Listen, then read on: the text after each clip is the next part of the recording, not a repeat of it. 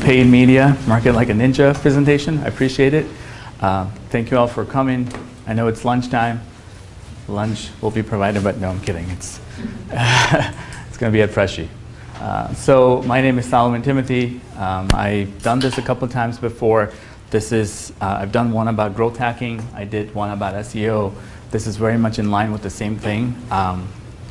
Been doing this for a long time. I started an agency right out of college. We were right here in downtown, and a couple years ago we started a platform called ClickX. That's how I got involved with 1871.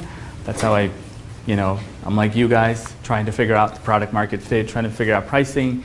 I've done a lot of this so I can give you a lot more insights on how to grow your startup using paid, but I myself is going through the same thing right now. So we can all talk about what to do. We're going to cover a couple things today. Obviously, the basics of paid media. If you've done it or haven't done it, you're going to be able to learn that. I'm going to teach you some things that I've personally discovered, like the 3 A's. We're going to talk about that. We're going to talk about landing page optimization. Anybody experienced in landing page, creating landing pages here? One hand? No? Okay. I thought you were about to raise your hand. Okay, we'll talk about that and how to measure ROI. Are we good? Really fired up. But before we start, I'd like to learn a little bit more about you guys. So if we can really fast, like a lightning round, just introduce yourself, your name, your company, because I'd love to tailor the content around B2C, B2B, what you guys do. Can we start from here? Hey there, Brian Brandenburg. I've got a company called FAM. It's a full-service influencer marketing agency. Say the promo. Arthur Leopold, CEO of Cameo, personalized video shoutouts from favorite celebrities and influencers. Sweet. Chairman, same thing. I'm Devin, I'm the CTO of Cameo. Thank you. Hi, I'm Lisa. I'm with IHTC and we're a nonprofit. We help people start and grow their businesses. Adam Siskin. I currently have a company called Silvercrest Solutions that helps startups and small companies with financial needs and advisory for capital raising and reporting analytics. Cool. There's one right there. Yeah. You want to do that? Yeah. We're just going and introducing ourselves. Sorry to put you on the spot. All right. My name is Olivia Meek. I am the CEO and co-founder of ChartAir, which is a digital platform that increases the transparency and engagement. That was a very good pitch for getting into the door, right? That's really good. Yes. Nikhil Singh, I'm founder of Karma Beats. We have a text bot that helps you discover and order healthy food. Cool. I'm Amy Rose now, CEO and co-founder at Juggle, and we are creating software to make it easier to be a working parent. I remember. I'm Tariq, founder of Chorely. The marketplace for a busy customer that outsources chores and small household project. The ultimate goal is to make the services so affordable that people they couldn't afford to hire a cleaner in the past, now they can. Hi, DJ Asaf. I'm the CEO of Benefit Mobile. It's a mobile payments application that allows for charitable giving and fundraising funded by retailers. Got it. I'm Manami Wada, and I work for Flowers. I'm assistant director there. And it's an on-demand photography app, and we're trying to figure out how we can gain brand awareness through paid media. What's the name of the app? Flowers? Yes, I talked to your CEO. Yeah. All right, cool. I'm Joseph Collins. We have a startup called Protocol First. It does clinical trial software for advanced cancer research and for pharmaceutical companies. Got it. My name is Amit Hasak. I'm the founder and CEO of Transship. Transship basically outsources all the logistics of exporting. So if you're exporting product from the U.S. to another country and you don't want to go the headache of the logistics, we'll do it for you. Sweet. I'm Nicole Eritas. I'm the founder of Free Range Brands. We help Fortune 500 companies become more agile in today's marketplace. Adam Chusak. I work with Shorely with Tariq. Stephen Lotus, I'm the CEO of Cameo. Got it. How many of you guys are there? I mean, as a team, as a company. 5. Cool. 6, Awesome. Thank you guys. I hope, are you guys doing paid right now? We're just about to start. All right. Anybody here doing paid? Sorry, that was my last question. You're experienced with paid. Who's doing paid? Anybody? Some little experiments. Good. So everybody's experimenting with paid. So hopefully this will be very good. Just to set the Where's digital ads is going, it's obviously we all know it's money is getting spent from newspaper and all that digital, all that traditional stuff to digital. We have to get very comfortable with this because this is going to blow up. And if we don't do digital, I don't think we're going to be, we're not going to get our voice heard. So this is if you are working in digital, it's a great chart. But for you guys, this is the chart. Probably it's more important. Everywhere we turn, this is happening, right? You go to Google Ads, you're seeing an ad. You go to Twitter, you see an ad.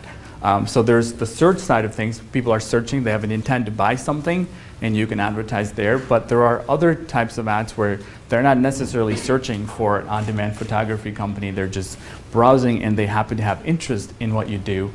They happen to have interest in what you guys do, or chore release for that matter. Then you're able to push ads based on either hashtag or their demographic information or interest.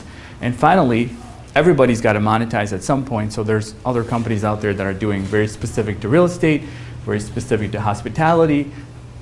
There's hundreds of them, but I just want you to know that this is all around us. It's growing rapidly. For those of you that have done it, you probably know how it works. There's people like you and me sitting at Starbucks, wherever, searching for something, and you want to make sure that the first thing that they see is your ad, right?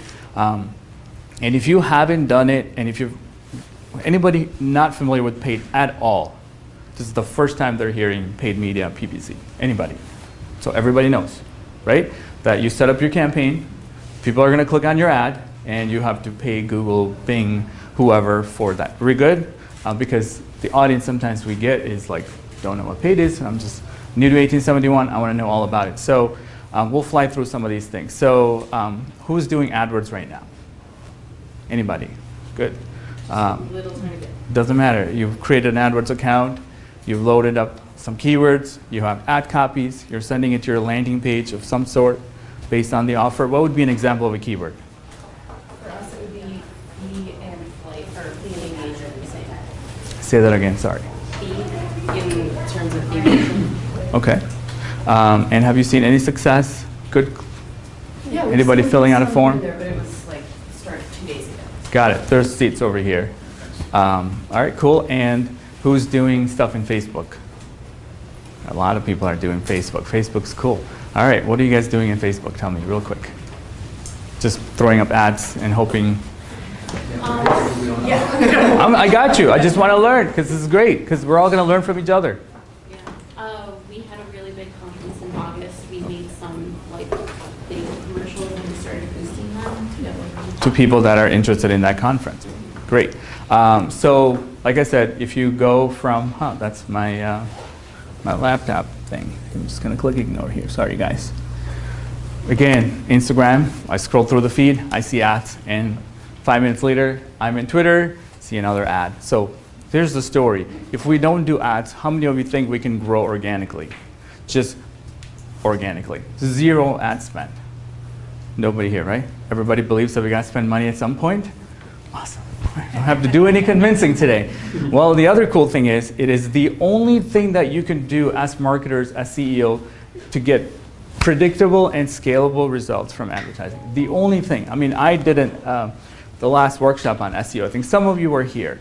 And I said, hey, you got a blog, you do all this, and hope to see you soon. Because I couldn't tell you that it's going to be predictable because it's different for every brand.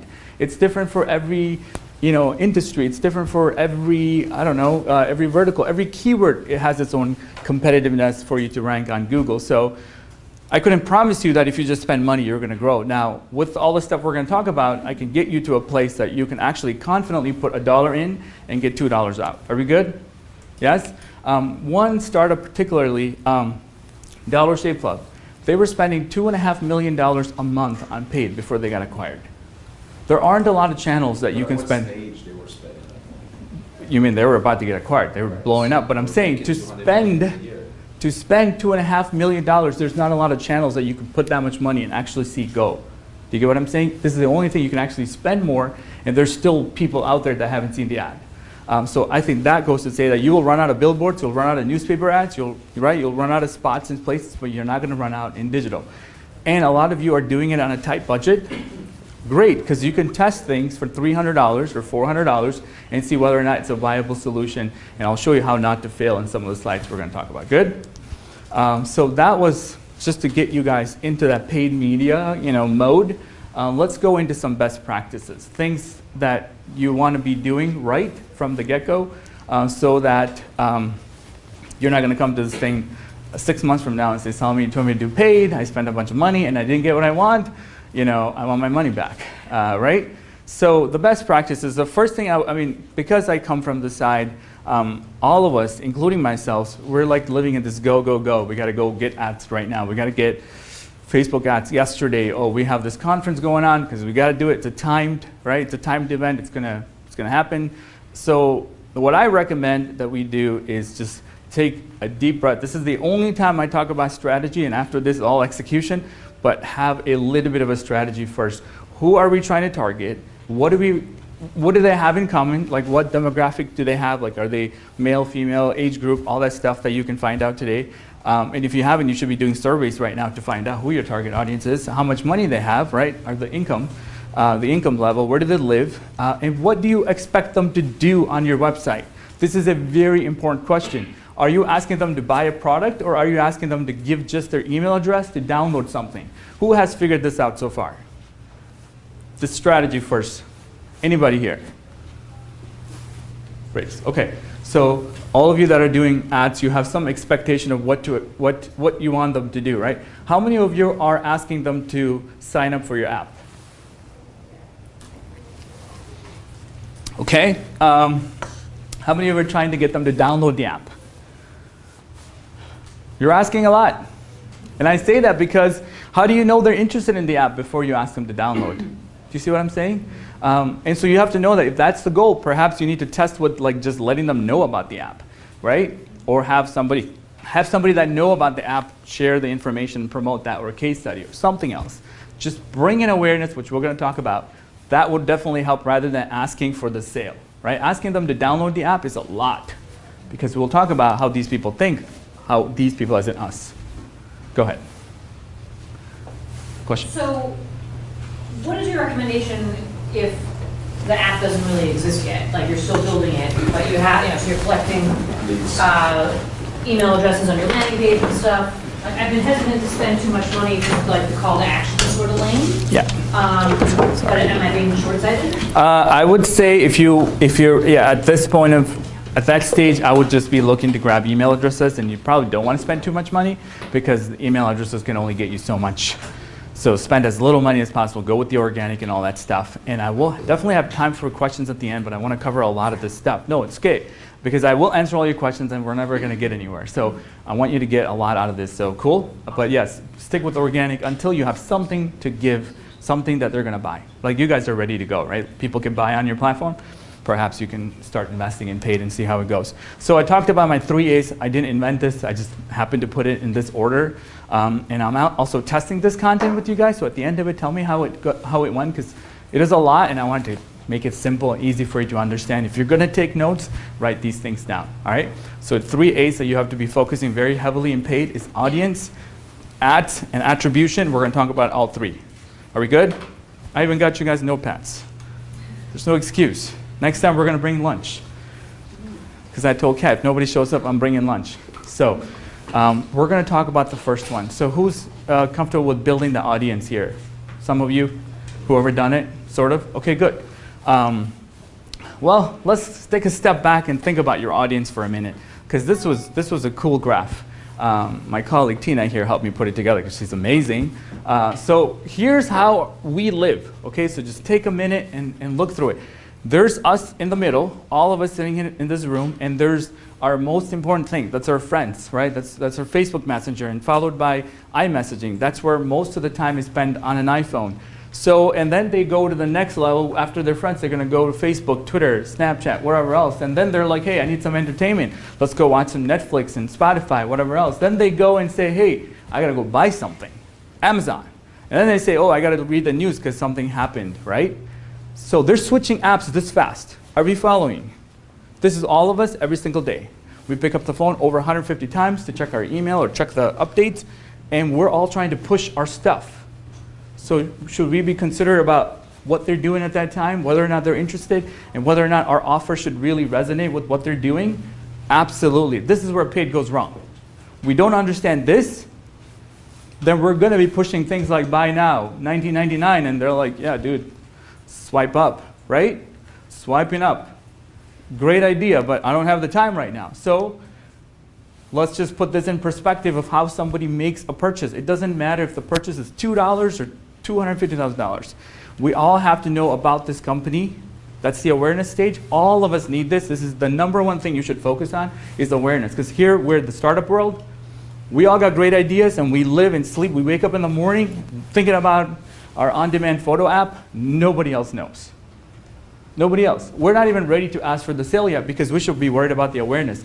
But once they know that you exist, then you get them to worry about the next thing. So at the awareness stage, we should now be talking about our brand. Talk about the problem. Because they need to know they have a problem before they could even know who to call. Do you see the problem? Get what I'm saying? Brand awareness for Coca-Cola is very different than brand awareness for us. Following so far? Sorry guys, I do get fired up a little bit. And then we get to the awareness stage. Then you get to the consideration stage. Now we can talk about the brand. Like, hey, I exist along with these other options. Here's what you can do. Think about that thing. How are they solving their problem today? Right? If you didn't exist, how did they solve the problem? And how are you better to solve their problem? And why should they pick you over all of the other people? This is why I said this is going to be a marketing crash course. Then you say, oh, I'm better. Then you get them to buy. Are we following? Some of us struggle with that because we just say we're the best and we don't compare them. We don't give them any other options. We don't even know what the alternative is. For me, for my software, they have alternative. It could be Excel spreadsheet. It's a great alternative. Anybody could use it. Then they might be using 5 different tools. That's the alternative. To use one tool, now I'm telling them why they need to get rid of all of those and get one. Do you get what I'm saying? Do you mention the competitors when you start talking about how are they solving the problems today? Do I mention the competitors? It depends on bottom of the funnel, yes. Top of the funnel, no. Middle of the funnel, at the top, you're just talking about the problem. Then you talk about yourself a little bit. But when they're ready to make that decision, then you give them, here are your other options. You can go to Costco, you can go to Walmart, or you can come to me on Amazon. I'm going to be cheaper, and I'm going to give you free shipping. Then they're like, hell yeah, I'm not going to get out of my house. I don't have to go. I'm just going to pick you. Now, do you also recommend to use the same strategy in posting, just a regular post in social media? I'm talking specifically paid. Yes, but if you're posting on social media, only your organic followers see it, they already know about you. It's a very different strategy to get somebody who does not know about you than those that know about you. But it's also, you're saying you bring in awareness, so they can, yes. they can go to your page and see absolutely. The rest of the stuff. If we can do one thing, which is talk about the problem, more than we ever have. Go ahead. What if your target audience is not tech savvy and they don't, like my audience, and I'm working on some tech ideas, is in the construction space. And they're using pen and clipboard and they're very old school. So what happens if your target audience is not tech savvy? Then what do you do? I would suggest you make your text so simple that with a pen and pencil can use it. But it's not, they're not looking at your paid ads because they're not in those mediums as it is. Very good question. I can give you an argument. Like, a lot of our customers are from manufacturing and they're selling to engineers, and they say my engineers are not tech savvy, but we do LinkedIn ads. It worked like a charm. But like I said, I don't know specifically, but I got the same thing in other industries and say, man, this manufacturing is doing this special whatever treatment. Nobody in the right mind is going to go to Google to search for this. The fact is, the younger generation, the guy who's getting replaced, he's walking in with an iPhone. He doesn't know the old way of doing things. He's going to start searching. He's going to start taking pictures and going to Google Images, maybe see a brand name. So it's very true. So back to the same awareness, right? Consideration, decision. Here's what it looks like, different perspective of the funnel. We are all familiar with the funnel. Probably heard about the funnel. Everybody knows the funnel. Different perspective. The way that I like to think about it in this context is, this is the pool of people. This is your pie, so to say, of people that know about you. And there's a smaller pool of people that might buy from you, and the smallest of which is your revenue today. Cool? They've made the decision to buy. And what you all want to do is figure out how and what kind of content can you create today at every single one of these stages to make them come to you as opposed to somebody else. Because in paid, you're going to have to show them something. It's a commercial, it's great. It's a commercial, it's great. It doesn't have to be an ebook, right? It could be a commercial. So at this stage, I've given you a bunch of different kinds of content that you could be creating to bring awareness to your startup. Most of you might find this, different places, but I kind of combined it because what you have to do is, if you're going to hire somebody to do paid media, the guy is going to ask you, or the gal is going to ask you, what are we promoting? What are we talking about here? And then let's just say app download. You see where it is? There's 3 paths, right? They're trying to figure out how to buy your thing. Or if you just do, like I said, organic, and the person that I showed you in the buying journey, they're going from, right? If you guys did, let me just take you back one step. I hate to go back, but they're going from social media or a blog to social media to email marketing, talking to a person, back to getting an email, marketing person, a salesperson to buy. There's that many jumps. Today, 900 plus digital touch points exist for somebody to buy a car. 900 touch points. They're watching YouTube videos, checking every auto website. Maybe that would be good for you. Create this kind of content, be ready to promote, so that when you're ready to promote, you don't have to worry about getting the content. And we got copywriters, journalists, all kinds of people working to just pump out more content that we could promote. And some of this content, they die. They die really fast, because as year passes on, people's buying behavior change, so you have to update the content. You can't just be like, I got this great piece from 1995, I'm just going to promote it forever. No, it's not going to work, right? You have to try it in different formats. A video format for mobile, and a landing page or a blog for different kind of purposes. So you have to try different tactics to push the same content. So next little section of people that are likely to buy, this is where the email list comes.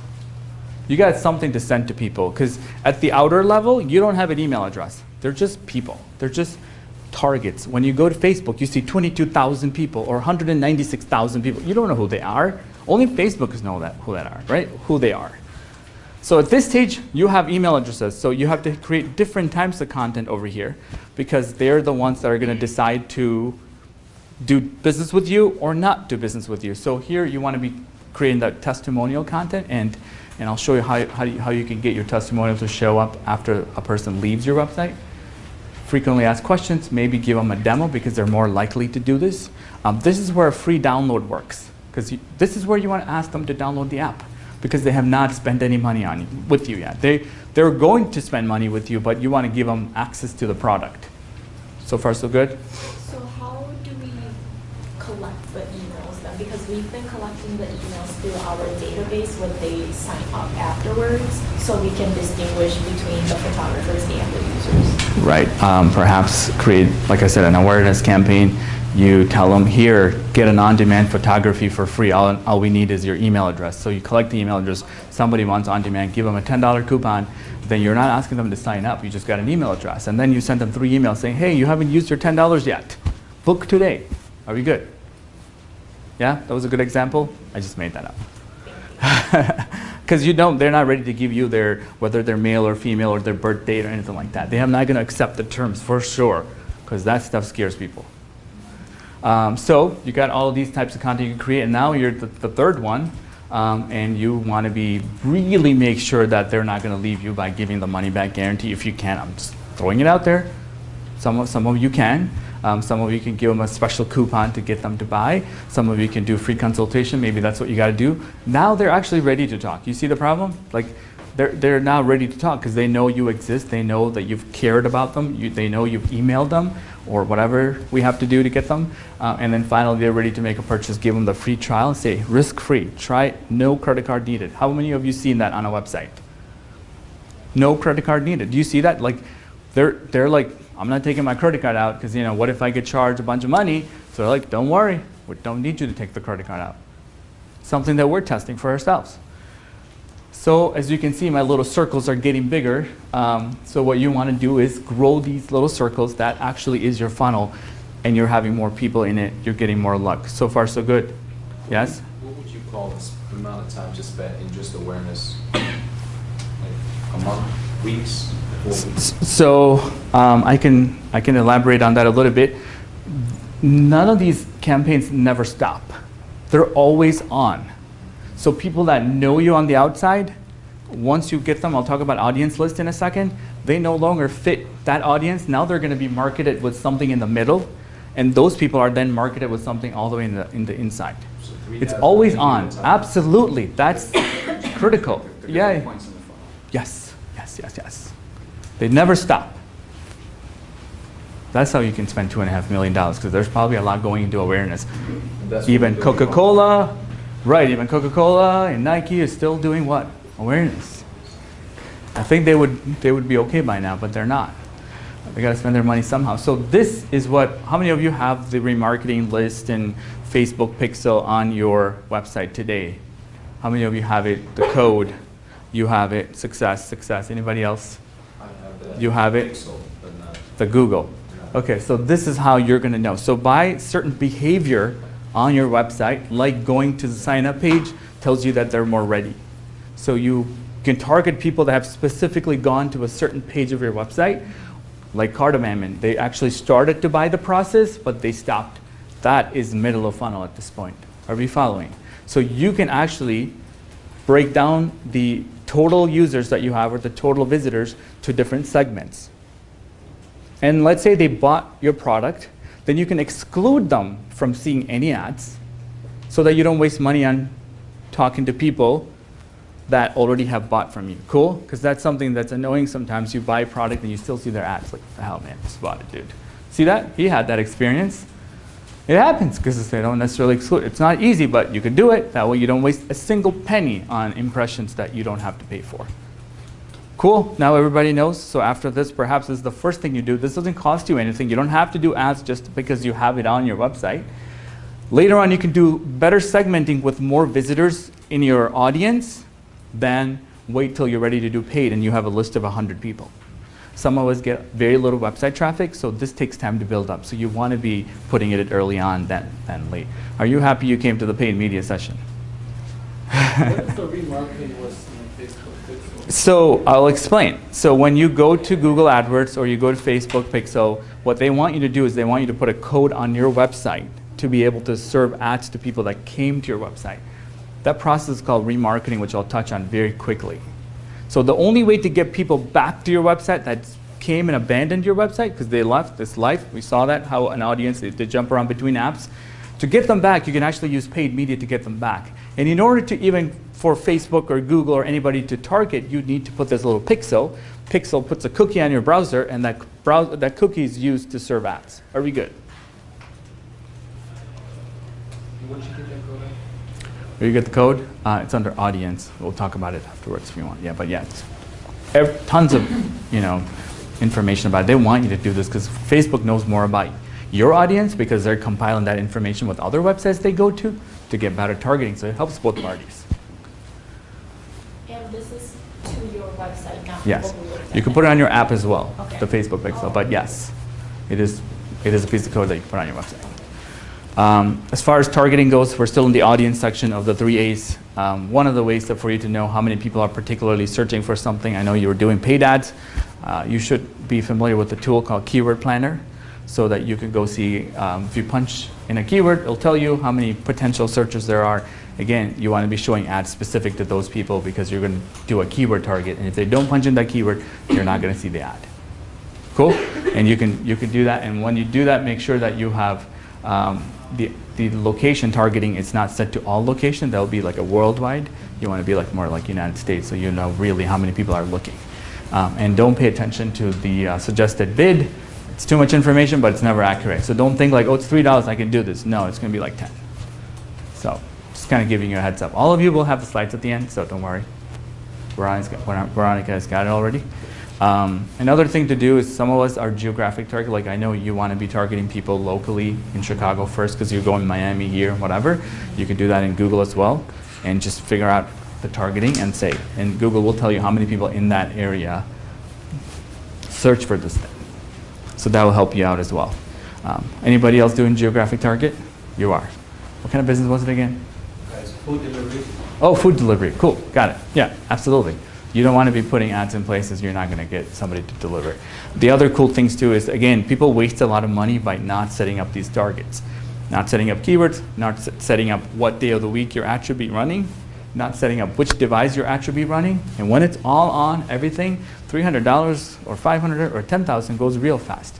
Right, Rebecca? Goes real fast. And then you're like, oh shit, nothing's working. Because you know what? You're showing ads in other countries, my friend. That's why. But you know, one of the hacks that I've actually seen is they, in order for the ad to get to lower cost and get much more sharing, is to run an ad in the third world countries, get it cheap likes, and then put it back, move it back to the state where now you trick the algorithm that your data is somewhat relevant. What do you thought on that? That's like advanced. I think we want to keep it out of that for this room, but it is a good idea.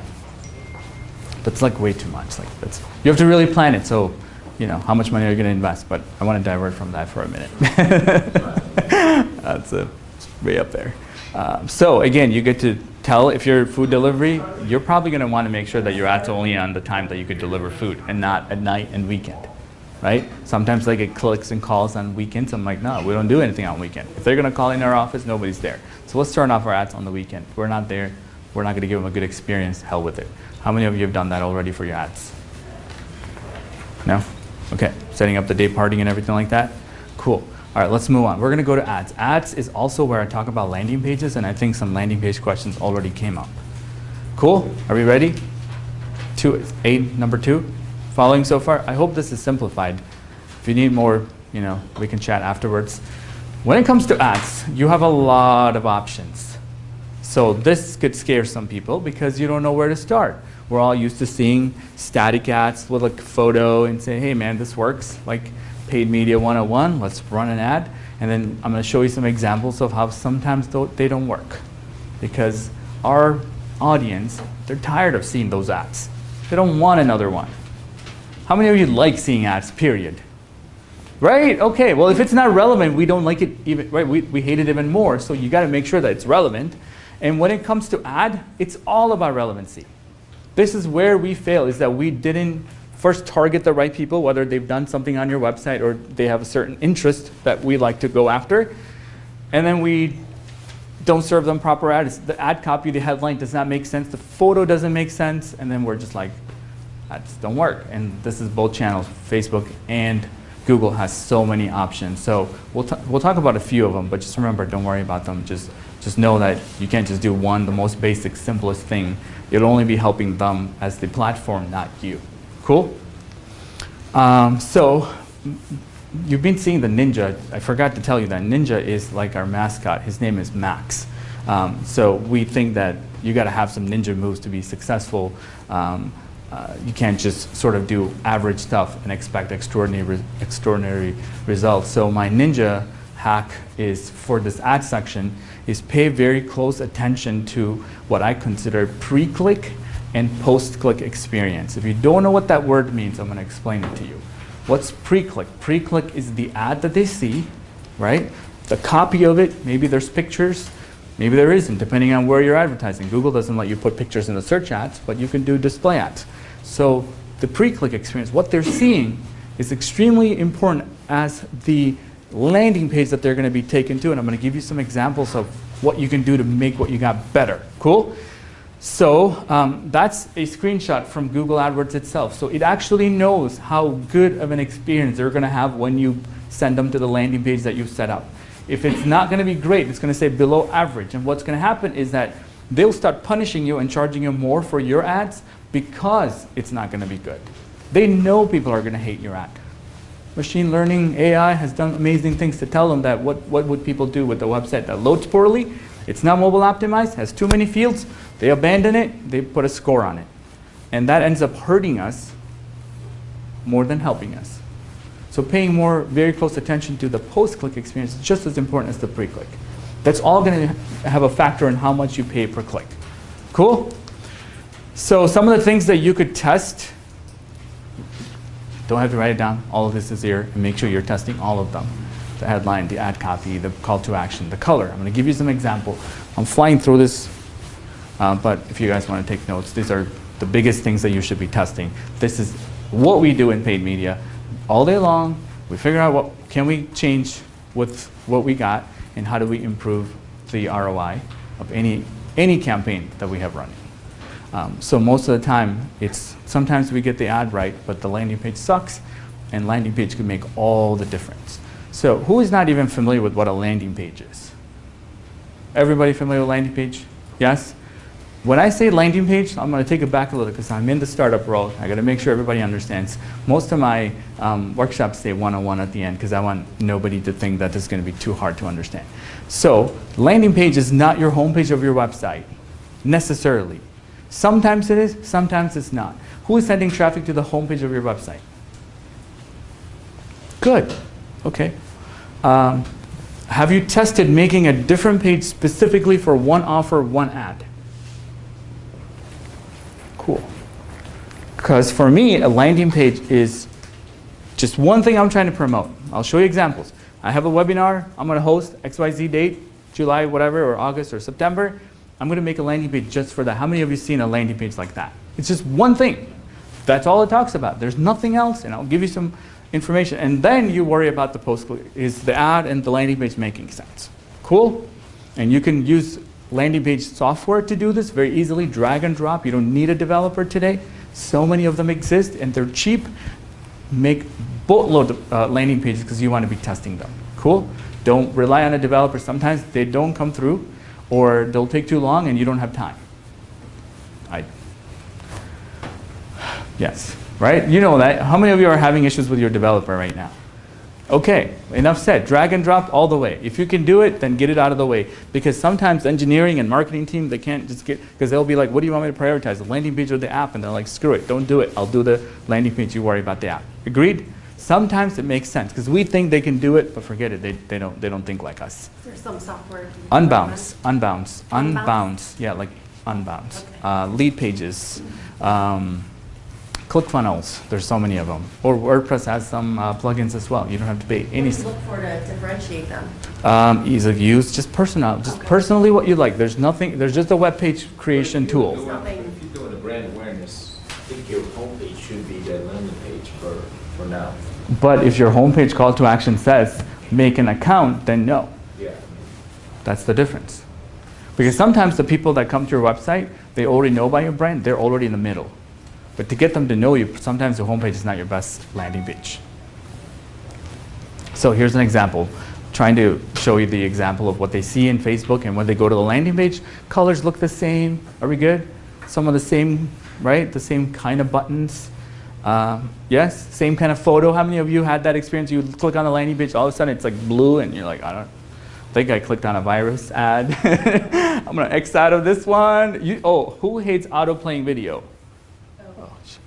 Yeah, exactly. That's like heavy-duty internet marketers. They do autoplay because you think you don't know how to press the play button. Yeah, so don't do that. All right, don't do that. No, because you could be at work, and then all of a sudden it starts playing.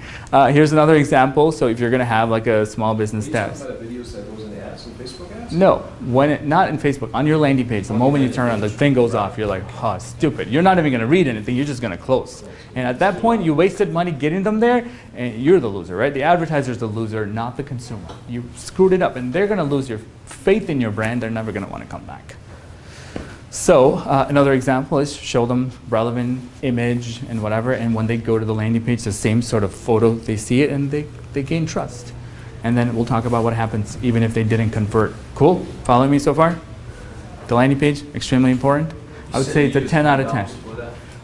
We use Unbounce every day for so many campaigns. We have all of them. Yeah, we have all of the tools. Yeah, you give it the, absolutely, like info.go. whatever, it's a subdomain of your domain, and you put a /page, and you can, it's not, it's like $100. It's what? $100. Year? A month. Yeah, I think there's lower price plan. That's like $50 probably, yeah. Some of them are $30. The monthly fee to get the landing page builder, yeah. So again, having that similarity really helps. Here's another one where we're A/B testing. We're not doing it anymore. It's the call to action. How many of you ever bothered to test your call to action? We think it's the right one, but we don't know it's the right one. We should never rely on the data, right? Less of that emotion stuff, more of the evidence-based stuff, so you know that this is what worked better. And it looks identical. Nobody could tell. You couldn't probably even tell, but I know we were testing it internally to see what works. Here's another landing page where we want to kind of break it down a little. It was a big one, so I decided to animate it for you. From the top, it's going to load. It's going to go back up. From the top, you'll see our brand and the headline, which is the webinar I told you, little subhead, call to action, okay? It's not submit button. Another one, second call to action, a video. How many of you have tested video on your landing page? Yes, cool. Some more things that they're going to get if they show up to the webinar. Here's social proof of other people that have had great experience. How many of you have that on your landing page? Good, good. I got to see your landing page. I'm going to do a quick analysis. There's a code from me. There's a little information about the company, should they care. That's all the way at the bottom, because sometimes they don't care. They just want the thing that they saw, right? They want the free checklist, ebook, free photos. That's what they want. Get your email address. And I think on this, there was only 3 fields that we're asking for. We need it because we're a B2B company. We need to know who that is. But a B2C company don't need to know the first name. There'll be plenty of opportunities you can get their information. You could even enhance that email address with so many pieces of information, like even their Twitter handle. Why would you care about asking for it? Today, most of the data that we get, we enhance it with more information than they would give it to us, because we know they're going to spell their names wrong. We know their name. We just need to know the email. It's the world we live in. My ninja move for this is experiment with a video on your landing page, because it helps. Because they're a lot less likely to read all that stuff that you want them to read than to watch a video. How many agree here that you probably watch more videos now than you ever did? Okay, I'll do a workshop on video now. I got some hands. Do you notice the different demographics that get compared with that? Because I know that I've never stopped to watch a video. I'm like, that's great, and it's that I could read it in 2 seconds. I got you. I'm in the B2B. All these examples are a lot more B2B. The reason we say that is that we know they're busy people. They have so little time on their hand. And if I can convince them just a bit with my audio, my voice, and the animation, I got somebody to show up to a webinar, which could be tens of thousands of dollars. I'll go the extra mile. And the second thing, which I don't show you here, is how beautiful it looks on a mobile device. Forget it. This is all desktop thing. Every single one, we like pixel by pixel. We want to make sure this thing looks gorgeous and loads fast. And the call to action is above the fold. Everything is, some of you are app, like you guys, most of your transaction will happen in a mobile device, right? Oh my, yeah, that's a lot of work, because make sure your developers are not testing on desktop, they're testing on a mobile. Are you guys here? Yep. Cool, are they here? Okay, I'm sorry. I didn't get you in trouble, I hope. But yeah, no more, like don't bring the laptop, right? Show me on an iPhone or an Android phone, what is it gonna look like? Because if that doesn't look right or feel right, there you go. No matter how much you spend, you're gonna have issues. And that's why I said the post-click is just as important as the pre-click. I think a paid person can figure out how to get an ad up on Facebook, but they're not gonna tell you the stuff I'm telling you. They're just gonna be like, oh, you know, our cost per click is going up. If the cost per click is going up, it's telling you something. It's not all of a sudden there's more demand than yesterday. It's that the algorithms are like, screw this, it's poor. Right, Rebecca? I'm going to say right, Rebecca, so she could second that. But yes, it's telling you a story. Here are some like real life examples. So landing page examples. So here I am. Sorry, I'm like turning my back on you guys. But so this is one period. This is another period. 2 conversions in that period and 25 conversions in that period. The only change that we made is a landing page. We went from the home page directly to the landing page.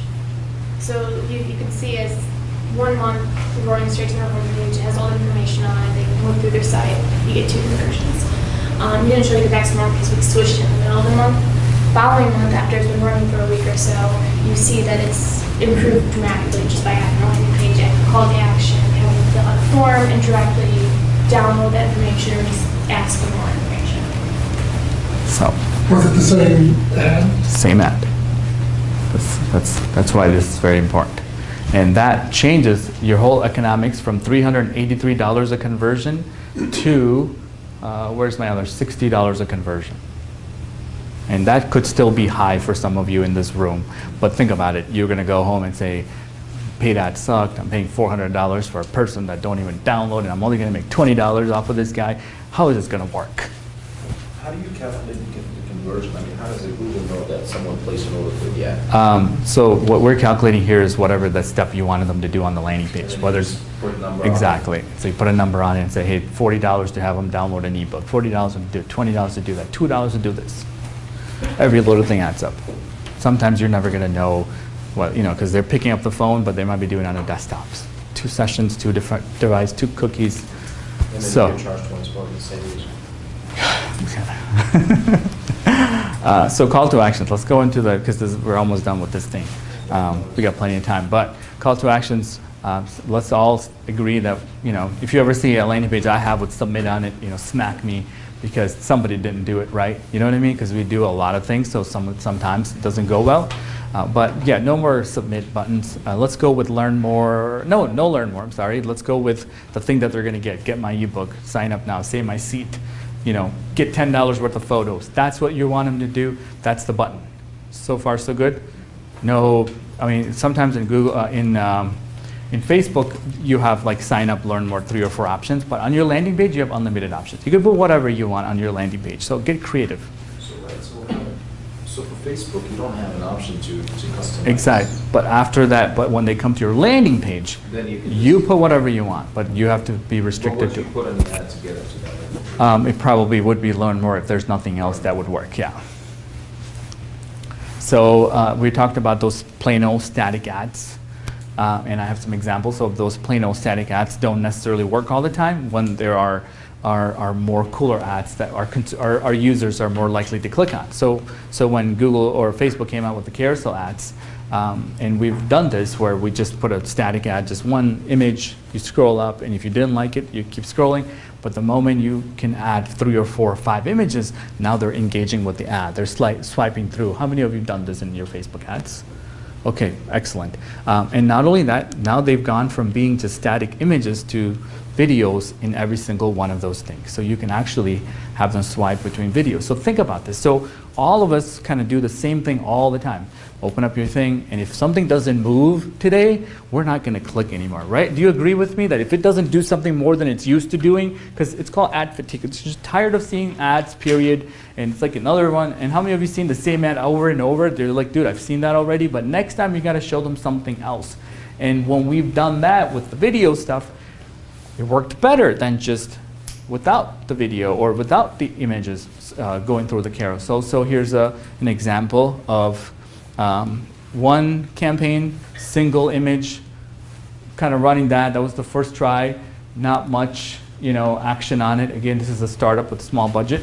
Then we did another one, thinking, oh, the photo doesn't work. We're coming up with ideas. Like, that's what you do. So don't get mad at the guy who's coming up with ideas. You just keep listening to the guy and do whatever it is, or the girl, right?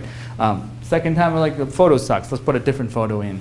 And then it wasn't until we put the carousel ad that stuff started to shoot up. So nothing else changed inside Facebook. Lower cost per conversion. So far, so good. The importance of just kind of keep trying. So if they come up with a new ad product, like a new ad product, we should be the first one to try, because that's when nobody else is probably trying other than the big brand. So startups have that, we're agile companies, so we'll be like, hey, there's this new version, like Facebook Leads ad. How many of you are familiar with Facebook Leads ad? Right, but they don't have to go to a landing page. You're getting their information right there as they are enjoying Facebook. They tap a button, and their information is pre-filled. All they have to do is press submit. You're done. Get it? It's in line. They're not having to go to a landing page. I talked a lot about landing page, but imagine that. That is far more effective for some of you who needs lead than having to have them go to a landing page and then wanting them to do whatever it is that you want them to do. I don't know if it's part of the course, or you can tell us, how would you run, let's say you run a video ad, right? And you've got, they charge you for 3 seconds or more for every person that watched the video. Is there a way to run an ad on that video, target the one that's seen 75% of it? You could target people that have watched partially the video with a different video. I believe so. It's all with the Facebook Pixel. So if you're running a video and someone's watching 30 seconds, 45 Yep. seconds, 10 seconds, whatever you want, you go into Facebook audience, you create a new audience based on people who watched 30 seconds of this Yep. specific video that you have, and then you can start marketing those And then specific do lookalike for them? And then you can what?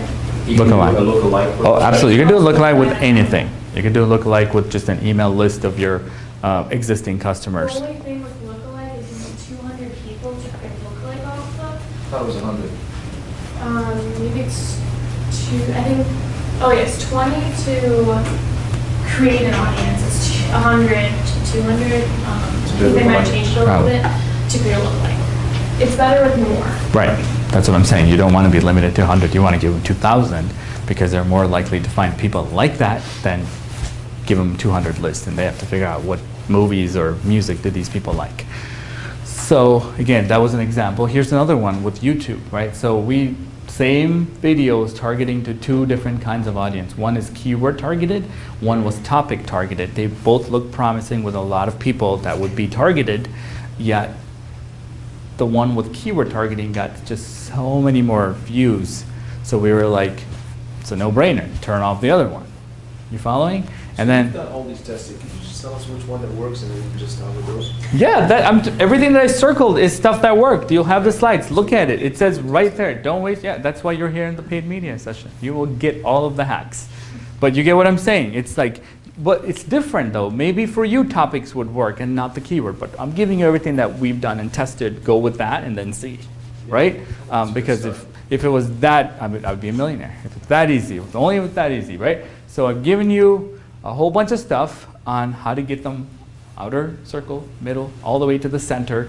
And let's just say that this guy leaves your funnel, he jumps out, he's like, screw it, I'm gonna go elsewhere, and you can bring them back. That's what I was touching on with the remarketing earlier. That's gonna allow you to do that with that pixel on your website. There are 4, 5, 6 probably options for you. Everybody will give you some sort of a remarketing. Remarketing is to get somebody back in your website that have left for whatever reason. Yeah, question. This is perfectly okay in getting into the different, your pipeline and your different ads that address different segments of where your customers are at, right? You would have a complete different offer for these people. Right. How do you target that audience so that you're not capturing the outer audience with an inner message, right? So no problem. So it's through that pixel that you gave. You said people who have been to this page, I want them to see this ad.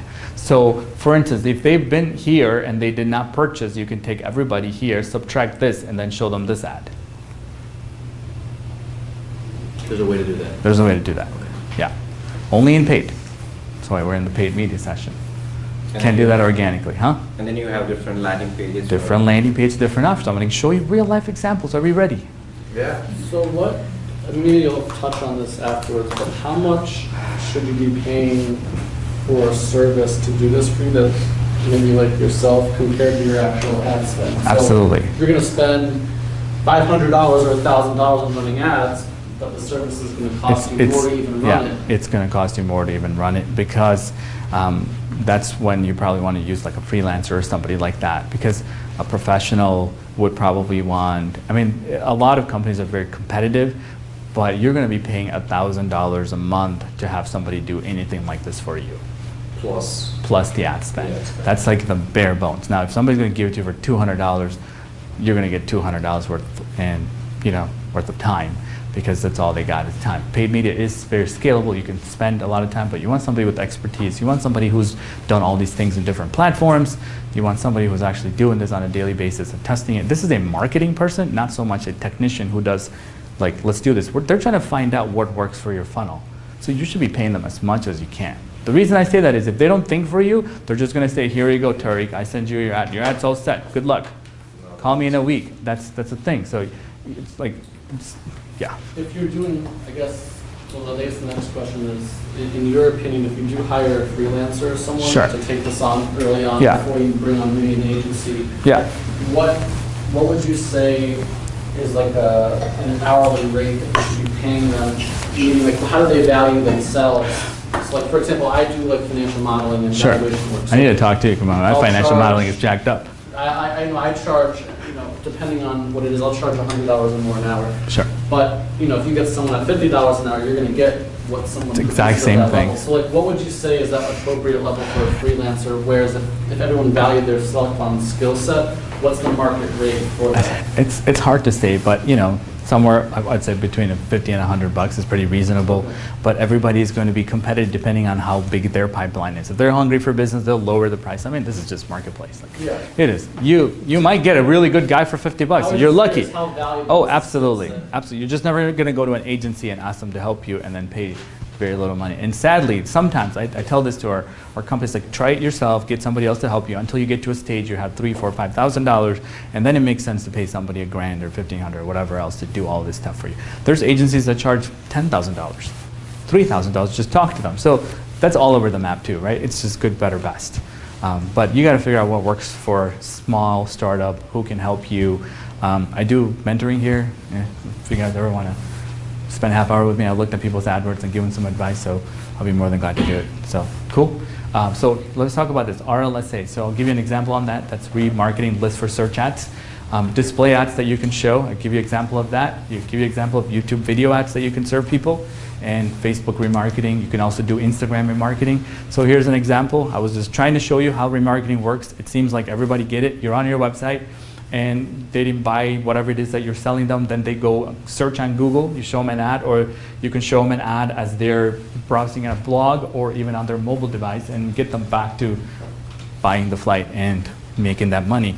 And this could sometimes be the thing that screws up your revenue model because you didn't get them to buy the thing that you want them to buy. It's your second chance, right?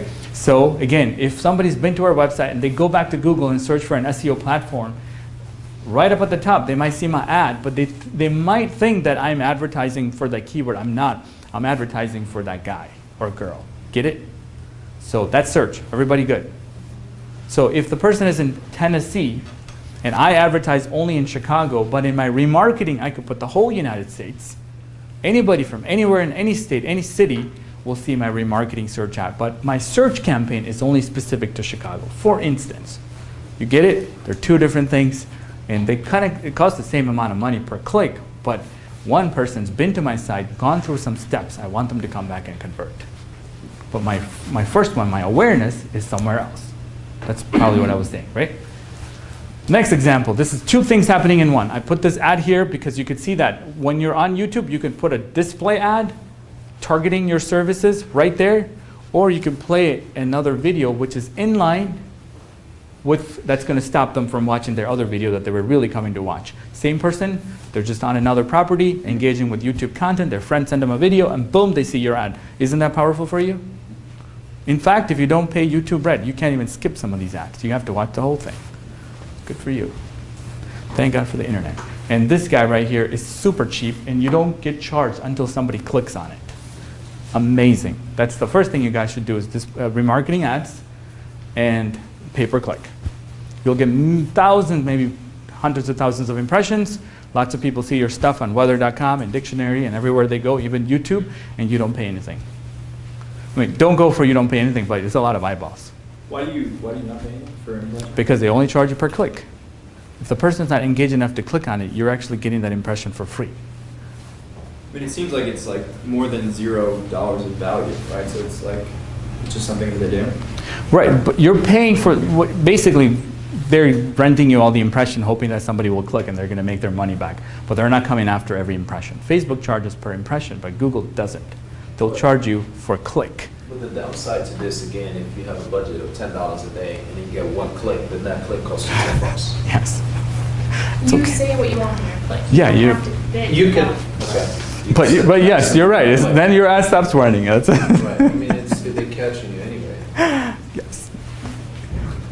He's right. If your budget is $10 and you can only get one click with that, then there are not going to be any ads after 10 o'clock because you got your one click. Are we good? That's just how it works.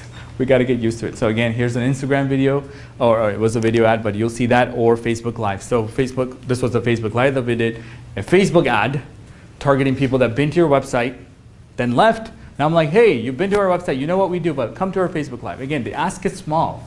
I'm not asking them to buy anything. Who's following me here? It's a small ask. Come watch our Facebook Live. How bad is that? Like, that's not that hard. You're not spending any money. I'm going to teach you marketing. Good? I'm going to teach you how to live and have a work-life balance with kids. Why don't you come to this session? That would help, right? That would help them bring awareness to what you're doing. You're not asking them to sign up or download the app or anything like that. So that's what we're doing there. And the left side is like all the different screenshots of our app that just talks about the app, and just like click here. And you'll see sponsored everywhere. See that? Sponsored, sponsored. Immediately you should be like some guy's playing. Here's what you, after this session, every time you see an ad that is relevant to what you were doing, just be like this. I'm in this guy's funnel. I'm in their funnel right now. And if I were you, growth hack it. Click on it, see where they send you. See the call to action. And you compare against all the people that are marketing to you, and you decide for yourself who's good, who's bad. And then don't do the one that's crappy, you didn't like it, do the one that works for you. Because all of you are trying to shop or do something right now that you're in so many people's funnels that you can even imagine. And you're gonna see sponsor stuff pop up, and man, I'll be like, I got a collection of Instagram ads in my phone. And that's where we realized that video ads are so much more effective than text ads in Instagram. That's what we're gonna do a workshop on video. So, back to the third A, we're good? It's gonna be fast, I promise, I'll get you guys out of here. What time is it supposed to end? Oh, good, I wouldn't need it.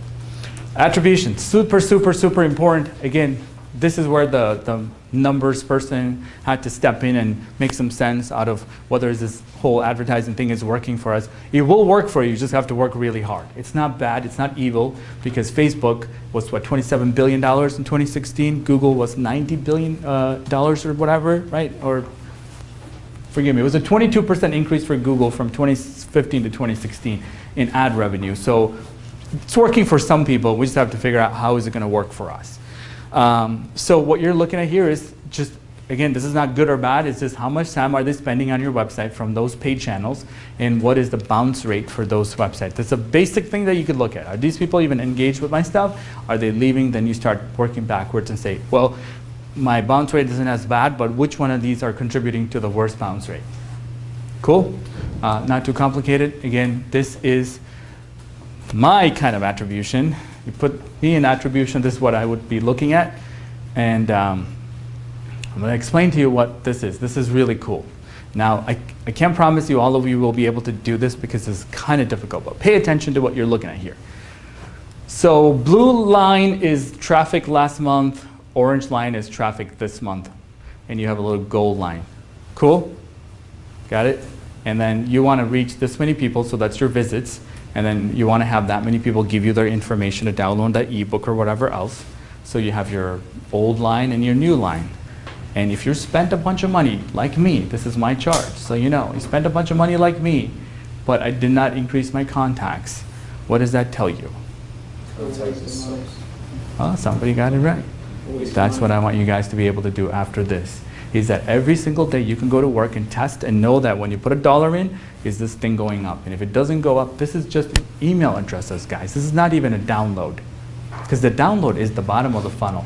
Everything I told you this whole time, this is my funnel. Is this your proprietary tool? That's correct, because it is that hard to track that I had to go build something for me. Well, that's also available for everybody, but you get the idea that this is how hard marketing has become. And everybody who tells you the traffic's going up, they're telling you one story, they don't know this story. This is why you need to hire a marketer, a business-minded person to look at your funnel, not so much a practitioner who's going to go execute, click, click, click. You know, Tariq, I have 4 options. Learn more, sign up. Which one do you want?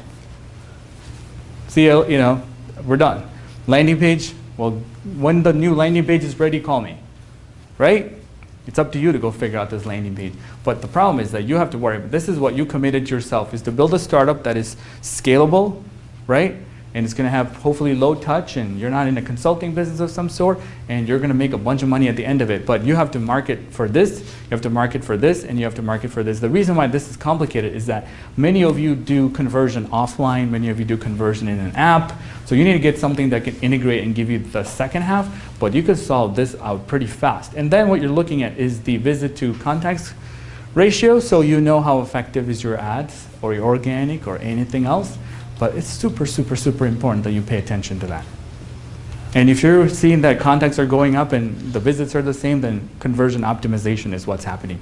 You're able to optimize your website for more conversions without spending any more money. All of it has to happen at the same time. It takes a lot of time. So $1,000 for just running paid ads, they might not be able to do all this stuff for you. Right? It's a business person's dashboard. This is your startup. Put yourself in that. So there's a lot of work that has to happen. So the next thing is doing paid ads. As you bring more awareness, it will increase your branded search for your company. And that means that more people know about you, and they're going to start searching for you in different words and letters and stuff. They'll be like, hey, I'm going to punch it in because I saw this ad, it was really cool, I want to go back. So you have to attribute those branded search to your website as you, as a company, increasing in awareness. So sometimes it's $1 in, dollar out, but sometimes $1 in and $1.20 out because you're just building awareness. They didn't buy anything yet. And that's a good thing because they're never going to buy if they didn't even know you existed. Correct? They're never going to buy. So you want to be able to get more branded search to your website, and that's off of Google Analytics. You can get that information. Just go in and find out the keywords and start searching for your company name. Are we having more luck with those kind of keywords year over year? That means that we're doing something. People know about us, and this is an example of how that's happening for us. You have to pay attention to that because when you start, nobody knows. And now you're going to, like you guys have a very interesting name. You spell it very differently, and I couldn't even spell your name after talking to you. So how do you think I'm going to search? I'm going to search differently than he's going to search or she's going to search, right? So it's one thing to consider is that people are going to search. They don't even know what our company stands for. So they put click with an extra X or software or advertising because they just sort of know what we do and like, let's go look for this company, and that's what you get. The other thing too is, this is very, very, very important, ninja move here, is to know your contacts by channel. Where is the contacts coming from? So this is sort of like for that middle funnel, where is this stuff working? So how do I spend money on channels that actually work? And this is why I said don't always go with the bottom of funnel, because sometimes they don't sign up for your app and you have no information prior to that. You don't even know how they got there because they never finished signing up. So if you can just grab their email address for the smallest thing, you'll at least know where did that come from. So you can go back and do more of that. Cool?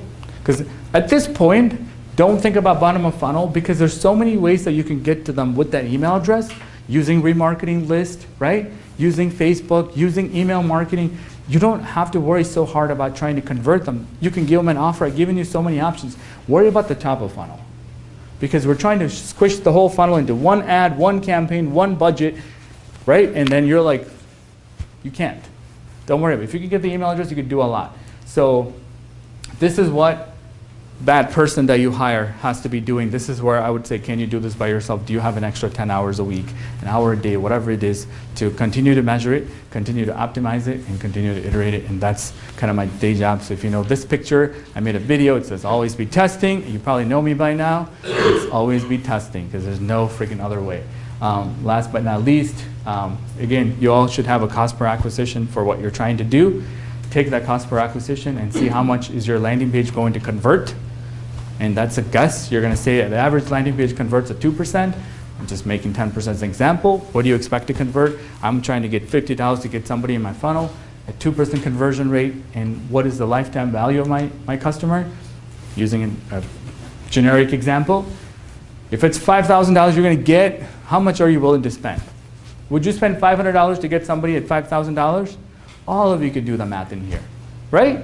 So, and if they don't in the beginning, are worth $5,000 because free delivery or whatever, food delivery is probably not $5,000, but you got to figure out what more can I deliver to make it $5,000. Because the acquisition cost isn't going to change whether you're a $500 LTV or $5,000 LTV. So you're like, I got to give them something more. That's why Uber gets into Uber Eats and Uber this and Uber Truck and Uber everything. What? Uber Boats? Yeah. There you have it.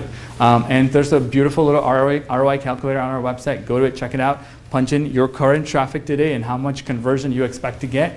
Or this could be the traffic to a landing page. It doesn't have to be to your website. What is the conversion rate? And how many of those people are more likely to buy your product or service because you have some close rate? All of you should be doing that. Like what percentage of the leads do we close? And what is that lifetime value? I put $600 because let's say you have an app that's $50 or they'll buy $50 worth 12 times, right? 12 months. They're going to give you $600. Just using some basic math, you can still come out with a $24,000 positive ROI from your advertising. So it's like you just have to keep testing it and saying, how can I make this work? It's worked for everybody, and how do I make it work for us? It's just like you're trying to figure out whether or not the startup is viable. It's the same way you're going to try whether or not paid is viable. And sometimes it might not be viable. But you can at least get awareness with it, right? You might not be able to close them because we have salespeople, so my funnel is not automated. Once I get the lead, people have to get involved, and now it's a whole different can of worm as to how am I going to get this guy closed than automated. I would like it to be e-commerce because I could track more. But the moment you throw a human element into this, you and him, right? We all do things differently. We say things differently. And how do you get everybody to do the same way? It throws everything off. But if you have a complete funnel that's e-commerce, so much easier. So make sure that your lifetime value is always, always, always better than your cost per acquisition. So they usually say 3 times. You can spend, if you're going to, spend, it's got to be 3 times your cost per acquisition, your lifetime value. And I think this is my last slide, that I operate in these 3 places quite a lot. I do a lot of SEO, and this is the paid media session. I don't think I've ever done a social one. But when you start compiling these things, when you start similarities on what keywords rank and paying for that, or paying for keywords that cost too much, but then try to figure out how you can do that organically. Get it? You use paid media to test. I didn't talk about it, but we use paid media to test different keywords. And if I get these people to show up in my website, how fast can I convert them? You can run it. You could be running a test just to get keyword ideas, target ideas. When you start having fun with those, right, those intersections of search and social and paid, cool stuff tends to happen. Really cool stuff that you didn't know it could happen in your business. Cool? So, quick recap. I think all of you guys know my 3 A's now. The landing page formula, how to calculate ROI, and thank you all for coming, guys. Appreciate it. I hope you learned some today. I can answer some questions. I'll be up here in the front.